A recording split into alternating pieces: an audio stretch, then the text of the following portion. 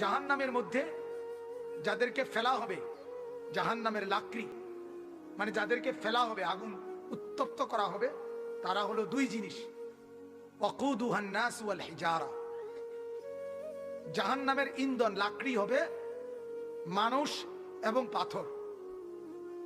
কোরআনের এই কথাটা যখন নাজিল হয়, নবীজির একজন সাহাবী সালমান রাদিয়াল্লাহু তাআলা আনহু, সালমান ফারসি, তিনি 3 দিন 3 রাত একটানা পাহাড়ের টিলায় বসে শুধু নামাজ পড়ছেন, আর বাকি টাইম 3 দিন 3 রাত শুধু এক কথা বলে বলে কাঁদছেন যে আল্লাহ, যদি জাহান্নামের লাকড়ি আমি হই, আমার কি হবে, আমার কি হবে, আমার কি হবে,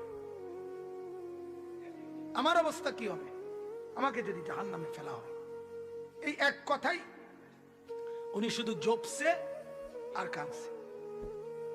শেষ পর্যন্ত 3 দিন পরে নবীজি বললেন সাহাবীদেরকে, সাহাবীরা, আমার সালমান কোথায়, তাকে যে দেখছি না। তো খুঁজে সাহাবীরা ওনাকে পাহাড়ের একটু উঁচা জায়গা, টিলা, ওইখান থেকে ধরে আনছে। আইনা বলতেছে, ইয়া রাসূলুল্লাহ, এই যে আপনার সালমান। নবীজি বললেন, সালমান, কি হলো তোমার? হযরতে সালমান বলেন, ইয়া রাসূলুল্লাহ, কোরআনের এই আয়াত আমারে অস্থির বানায় ফেলছে, পাগল বানায় ফেলছে। আমার ভয় হয়, আমি যদি জাহান্নামের লাকড়ি হই, আমার কি হবে? এই ভয়ে আমি তো কোনো স্বস্তি পাচ্ছি না।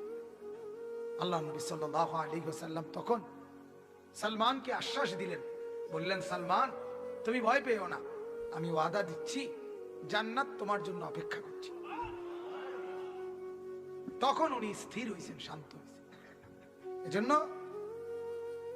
তোমার বন্ধুর কি হবে সেটা পরে ভাবো, তোমার কি হবে।